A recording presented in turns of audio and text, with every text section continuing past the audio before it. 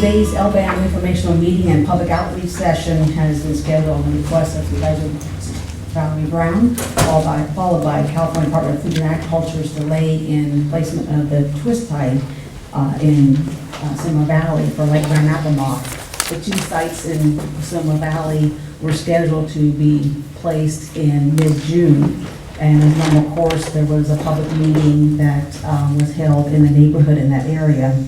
The residents in the area were notified about that meeting, as well as the intended start date of the placement of the twist ties.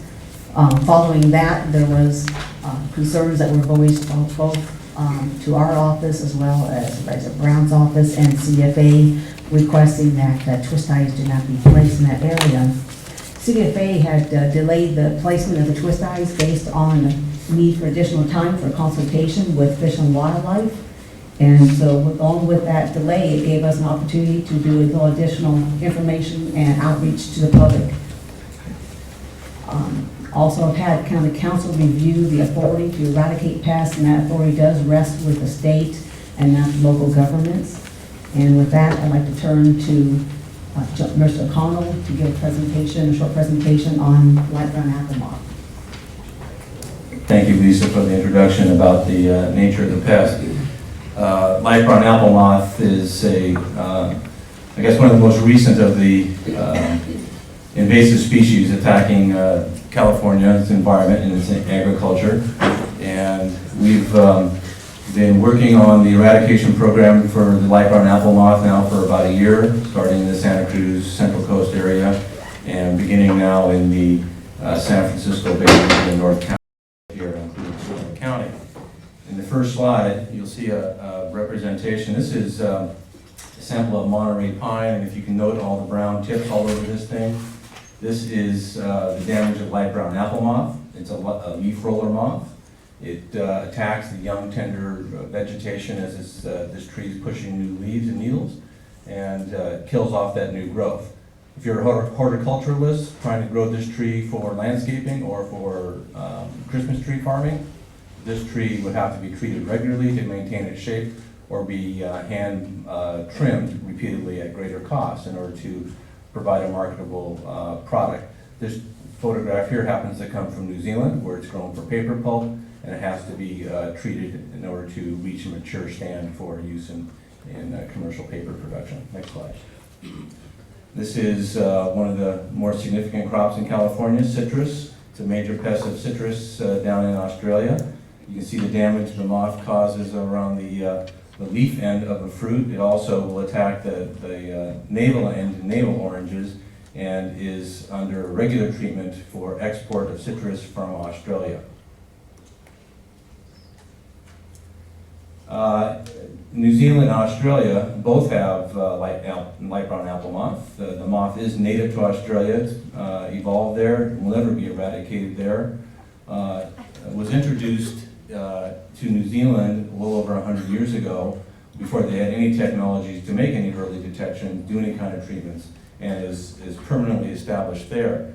Both of these countries, in order to maintain their agricultural production, especially if they're going to be involved in sustainable agriculture or export, have to do regular treatments from wide-ranging from biocontrol, integrated pest management, as well as harder chemicals and fumigation for export markets. And other countries besides the United States have quarantines against light brown apple moth. It's the idea that California or USDA could declare this moth as a not significant pest is inaccurate.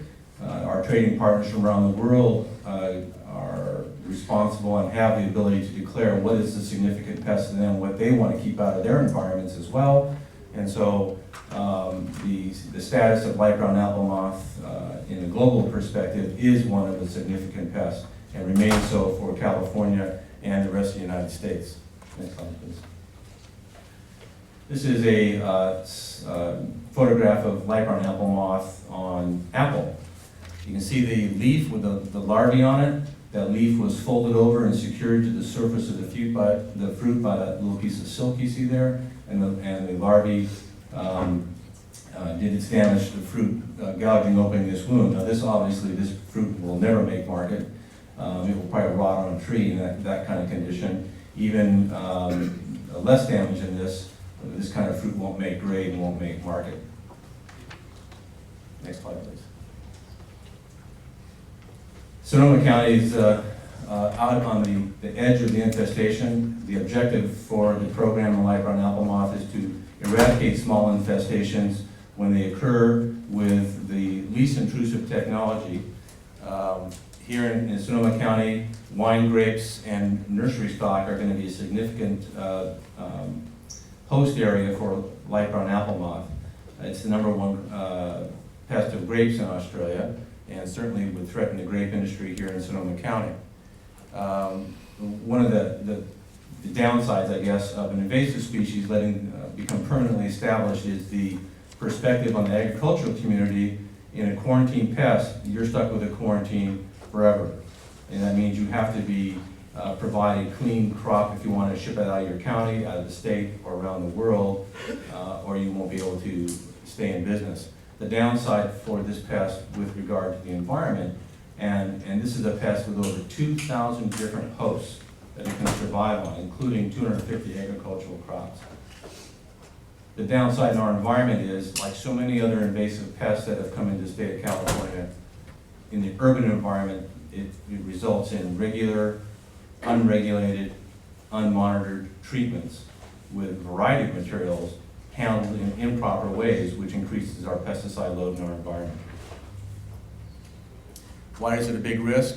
It's got a high reproductive potential, 35 generations per year.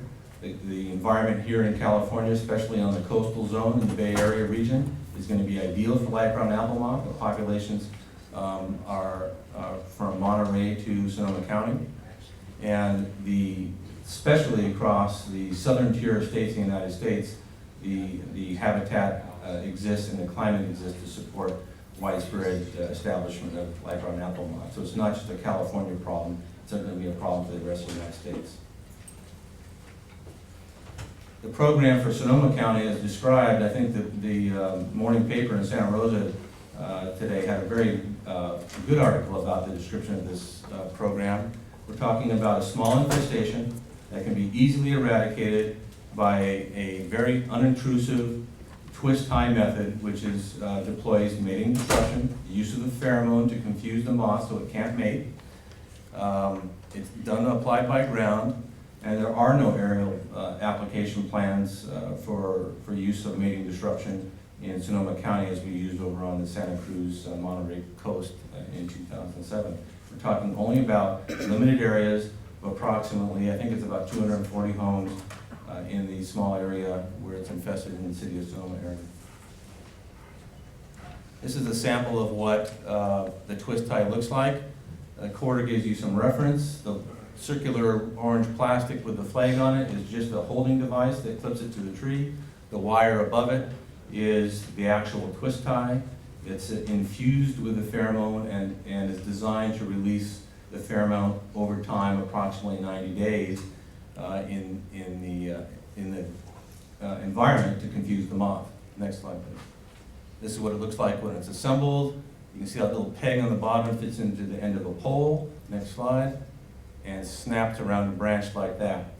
The flagging tape is on there for us to find it later when we come back to remove it. It has to be replaced after about 90 days. When our crews go in and do these kind of applications, they take note of where they put these twist ties on the property so we can remove them out later.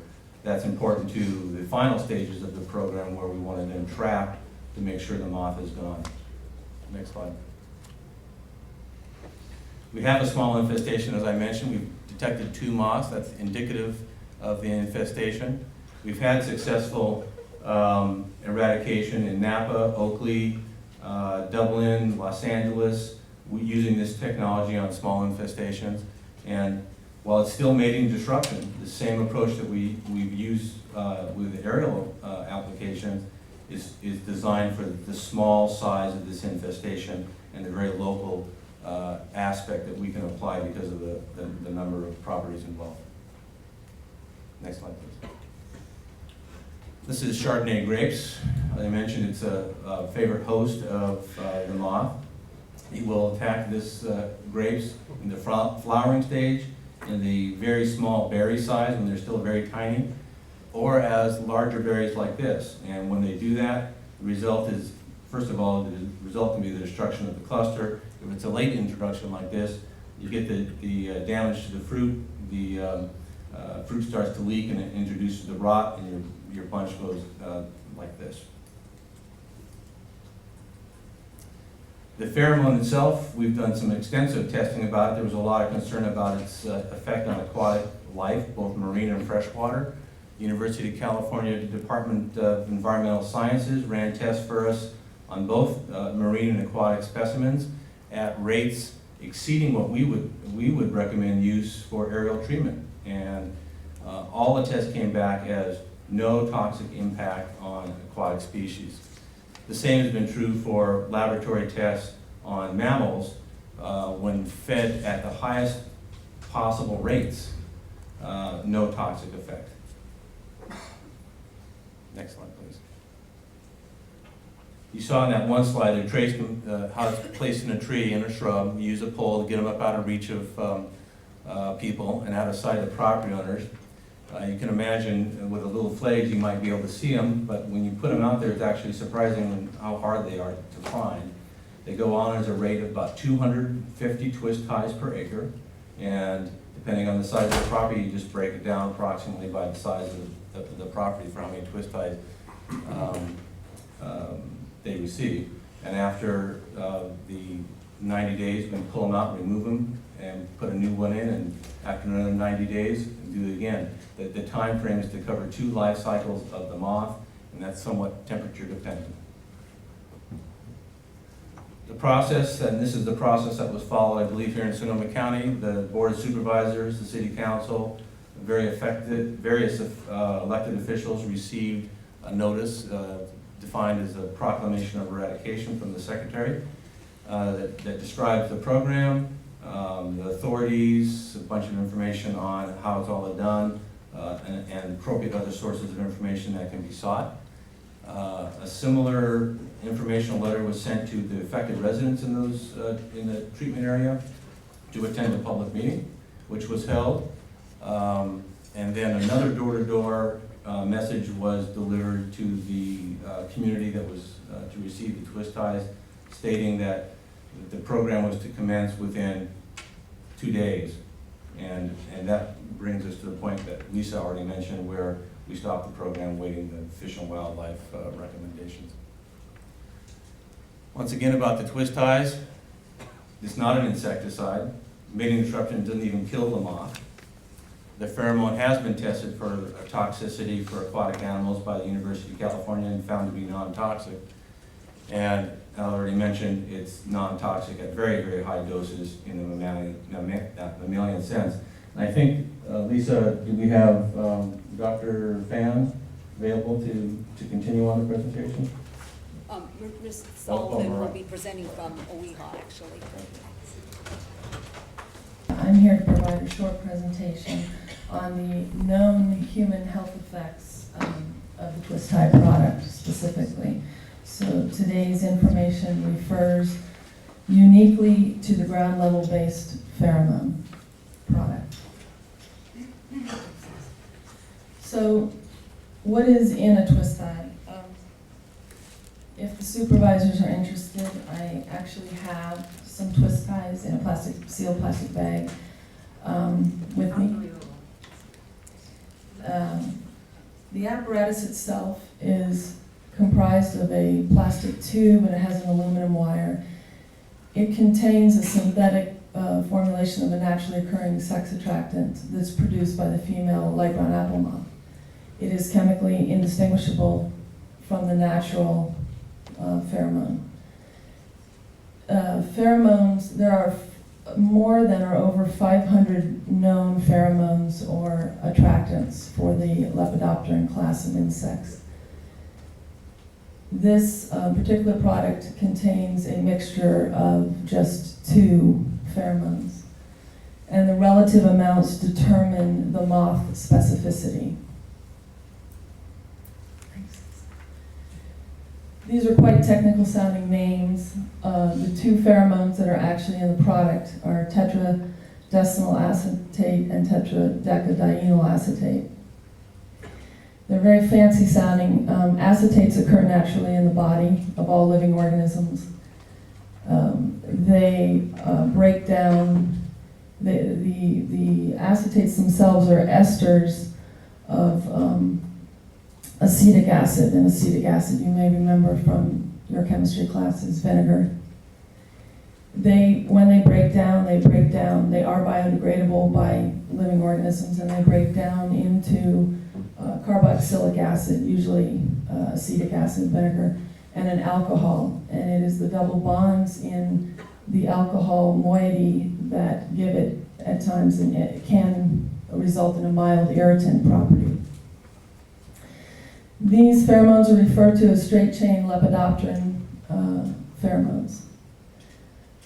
Each twist tie, as you can see, contains a very small quantity of the pheromone blend of those two pheromones that are listed above. And the pheromones make up 95% of the total formulation of the isomate LBAM Plus product.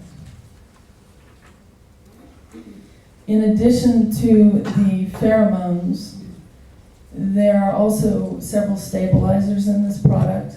They are added to the formulation to improve performance. In this case, to protect the longevity of the pheromone. Straight-chain lepidopteran pheromones are highly biodegradable. They biodegrade under ultraviolet exposure, and they oxidize readily. And so in order to keep the product up, as Mr. Connell said, for 90 days and have it continue to evaporate micromolar quantities of the pheromone, you add the stabilizers. The stabilizers comprise the additional 5% of the formulation. The pheromones are not toxic to moths. They're not lethal. They do not kill the insect. They do occur naturally as a sex pheromone of the light brown apple moth, and as I said, the synthetic pheromone is indistinguishable chemically from the natural pheromone, which is why it has efficacy for the moth. It is straight-chain lepidopteran pheromones do not persist in the environment. As I said, they're rapidly degraded.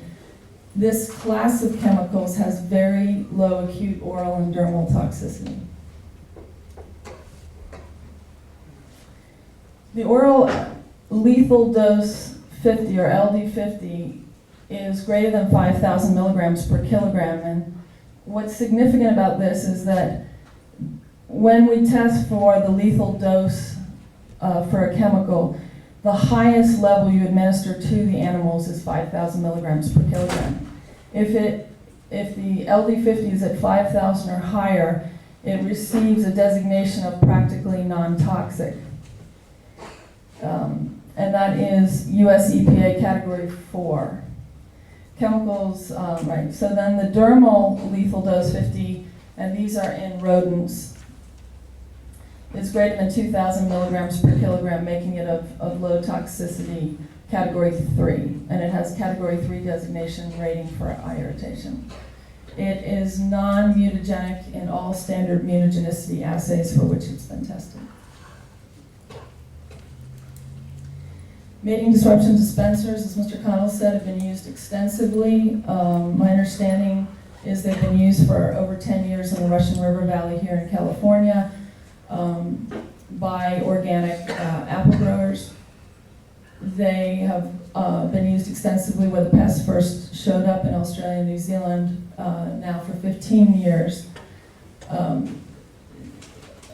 Orchards that use this do not lose their certified organic status. Why not? More than 10 years of use of lepidopteran pheromones, no adverse effects have been reported with regard to the dispensers, the disc-high dispensers. Okay, so a little bit of information about the other 5% of the formulation, the stabilizers. At this time, that's confidential information, but the data has been evaluated by OEHHA scientists. One of the stabilizers is an antioxidant. and the other one is an ultraviolet blocker. The antioxidant is a common food additive that is approved for use in foods by the US FDA. The UV blocker, similar to the pheromone itself, has a 5,000 mg per kilogram oral LD50. It is non-irritating to the skin or the eye. It has tested negative now in 3 estrogenic and androgenic male hormone and female hormone activity in endocrine disruptor assays. Okay, I have a table which I gave a number of copies to Sherry to pass out to the supervisors, and there are copies for the public on the end of the table here. I couldn't upload it in a neat way to the PowerPoint presentation, so I'm sorry it's showing up in this format. The point here, I wanted to put this in perspective for folks. This table is an acute, shows some of the acute LD50s of some chemical agents. It lists the trade name, the chemical agents, and what are known as precautionary statements. So the precautionary statements for the twist tie are to keep out of the reach of children, and for those who handle the product, wash thoroughly with soap and water. Straight chain lepidopteran pheromones can be irritating to the skin and eyes. I brought with me a common flower and pantry moth trap that is available to consumers at like an Orchard Supply Hardware or Home Depot. It also contains a pheromone lure.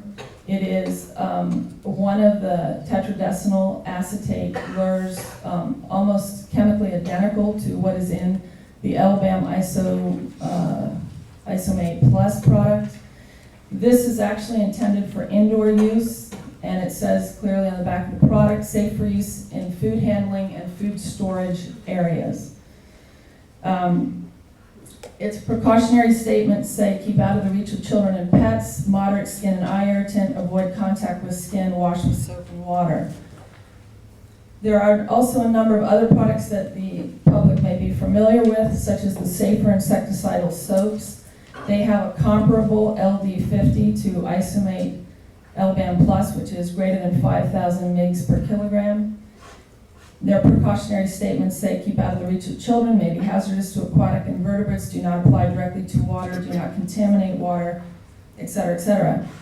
Glyphosate or Roundup is a common product that is known to the public. It also has an LD50 of greater than 5,000 oral rat.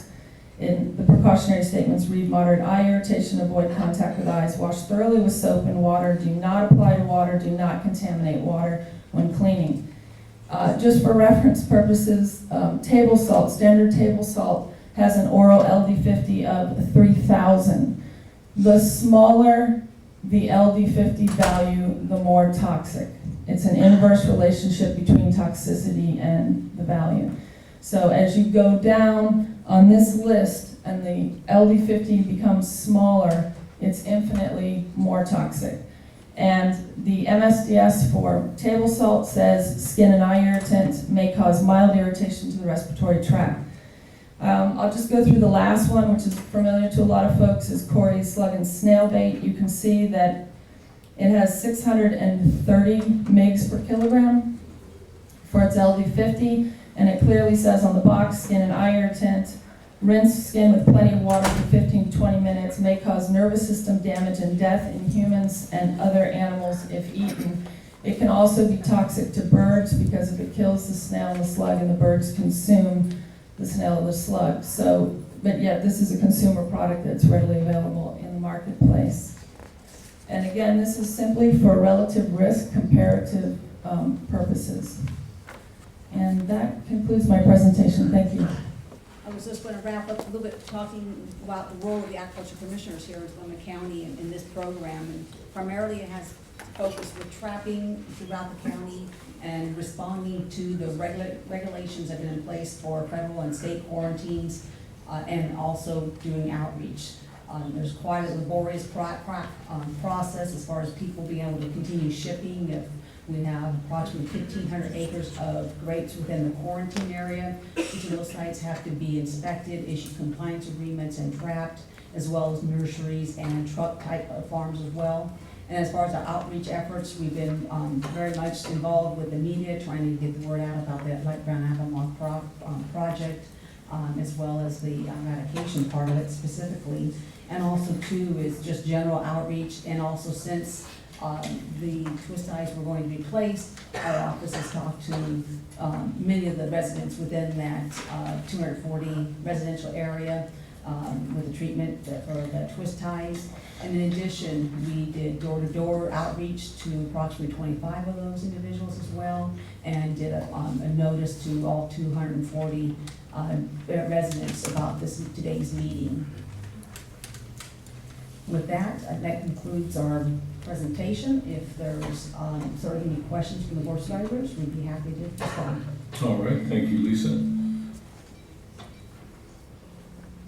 Okay. Questions or comments from the board? Supervisor Riley? Thanks. What's going on in Marin? Marin, go ahead, John.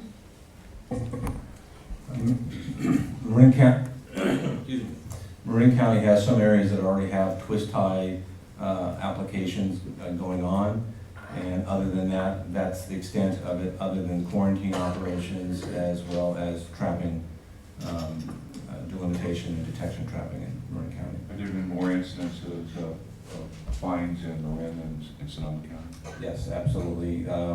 Mostly towards the Sausalito, Tiburon Peninsula areas. As you go a little farther north, it becomes more like the edge of the infestation, and the fines are more farther apart. All right, thanks. All right. Other questions or comments from the board? Supervisor Brown? Yes, Mr. Chairman, I have a statement from Jared Huffman, who was not able to be here today because he's up at the Capitol, and if I can indulge the board, I'd just like to read his statement. Thank you, Board of Supervisors, for providing this opportunity for public engagement, and to Supervisor Brown for reading this statement. I'm pleased that on June 19th, the California Department of Food and Ag scrapped plans to spray aerial pesticides in urban areas to control the light brown apple moth. Instead, CDFA plans to use sterile moths as a primary way to reduce, control, and suppress the pest in urban areas. The sterile insect release proposal is a non-toxic and non-controversial tool, and I look forward to working with the governor and the CDFA on this project. I am proud that, as chair of the Environmental Safety and Toxic Materials Committee, I convened the first legislative hearing in the state on the LBAM issue on February 14th. Upon notification of the eradication program and immediately thereafter, I made multiple requests to CDFA and the U.S. Department of Agriculture for a moratorium on aerial spraying. I also introduced AB 2765 as legislation to limit emergency powers of CDFA's use of aerial spraying in urban areas, including but not limited to LBAM. I'm pleased to report my bill has been approved in the Assembly and is making good progress in the Senate. This bill will make a big difference in how aerial spraying decisions are made and how the public, as well as health and environmental experts, are engaged in the decision-making process. Thank you to all who have supported this bill with letters, emails, and phone calls. I am hopeful this bill will be signed into law. I supported the use of twist ties in Marin as a responsible way to eradicate the pest and avoid aerial spray. I continue to support the use of twist ties in Sonoma County to reduce, control, and suppress this pest and to protect our local wineries and agriculture. I have seen no evidence that LBAM twist ties present a negative impact on health or the environment. In fact, this kind of ground-based pheromone treatment seems very promising and compatible with non-toxic integrated pest management. It is widely used and supported by organic farmers, for example.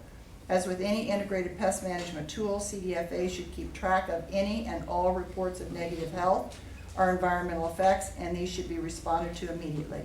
If any evidence emerges to suggest that LBAM twist ties are causing environmental or health problems, we must evaluate that evidence immediately to determine if it merits reconsideration. I intend to keep a close watch on both the twist tie effort here in Sonoma and the potential use of aerial spray in forested areas of Marin. Thank you to the Board of Supervisors for hosting this important hearing and for providing a forum for the community to voice concerns and get answers to important questions.